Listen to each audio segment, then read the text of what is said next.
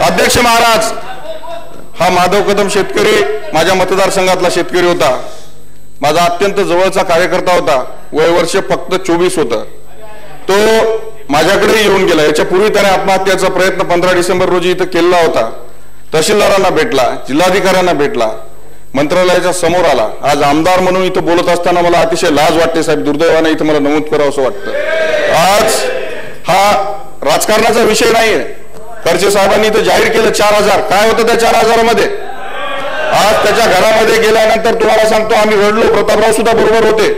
तुटपुंजी मदत आपण देतो, उद्या एखाद्या तुम्ही कलाकाराला निलंबित कराल, परंतु या अदृश्य गॅलरीमध्ये बसलेले IAS अधिकाऱ्यांचं काय करणार आहात? यांना जबाबदार धरणार आहात की नाही? यांना 1-1 लाख रुपये स्क्वेअर फुटाची जिथं ज्या भागामध्ये किंमत आहे अशा ठिकाणी घरं दिली आहेत। हे माणसं कुठल्याही प्रकारची धोरणं राबवत नाहीत, कुठल्याही प्रकारचं काम करत नाही। आज तुम्हाला सांगतो यांच्या विरोधामध्ये आम्ही मोर्चे काढले, हे आत्महत्या जबाबदार म्हणून यांच्या विरोधामध्ये आम्ही हे केलं, म्हणून आज आम्हाला सत्ताधारी म्हणून इथं बसवलं। पण सत्ताधारी असताना सुद्धा जर अशा पद्धतीच्या आत्महत्या होत असतील तर जनतेला जबाब आम्ही काय द्यायचा, याचं उत्तर आम्हाला इथं मिळालं पाहिजे। खर्चे साहेब, सत्ताधारी आमदार म्हणून मला मनापासून लाज वाटते। काल टँकरच्या खाली 13 वर्षाचा पोरगा मारला गेला।